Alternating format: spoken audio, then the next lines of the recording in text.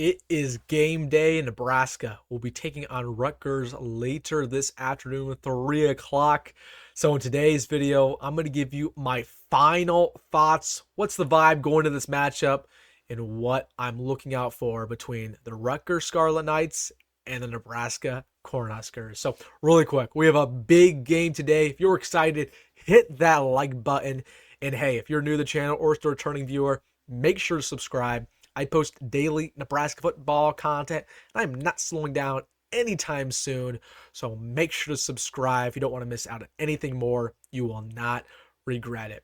But without further ado, let's get into it. Talking about today's matchup in the 5 things I am looking out for between Nebraska and Rutgers. So this is a big time game for the Big Red going into a bye week. Whether or not Nebraska wins or loses, it's going to set the tone going into Indiana in about 2 weeks. So you do not want to lose going to a bye. That's a crucial rule of college football.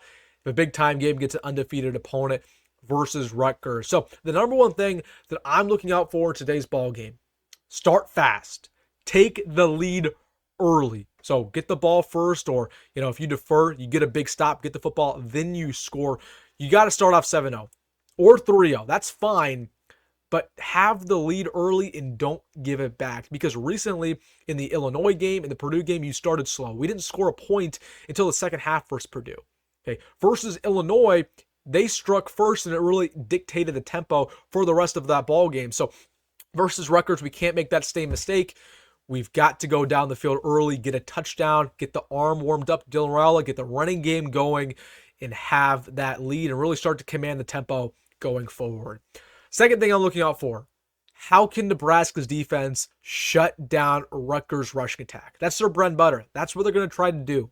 Okay, Kyle Monaghan is one of the best running backs in the Big Ten, but not only that, they have one of the best offensive lines in the country, period. How can you slow that down? You're probably not going to stop it completely, but how can you slow it down? Okay, how can you respond if they have a big play offensively? Okay, inside the red zone, what are you going to do to limit them to only a field goal? That's going to dictate this ball game.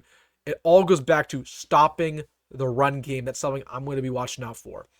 Number 3, no penalties, no missed tackles. Okay, goes back to all the disciplinary issues that Matt Rhule's talked about over the offseason, even the start of this season. Okay, you can't have drive killers. You can't have false starts, holding penalties, offsides, okay, face masks, targetings. All of those things compounding against really disciplinary teams like Rutgers. You cannot have that this week.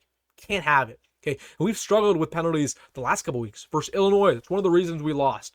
That's one of the reasons we struggled versus Purdue. Okay, Big Ten refs are always going to be poor.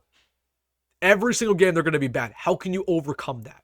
And in the same grain, you cannot miss tackles versus this Rutgers Scarlet Knights team. We struggled with that the last couple of weeks. If you're inside the box and you have a good look at Kyle Monaghan, bring him down. You don't need an extra man. Fourth thing I'm looking out for, make your kicks. Okay.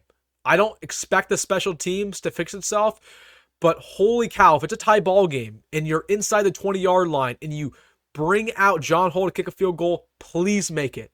Needs to be a good snap, good hold, and a good kick. That's crucial. It's crucial.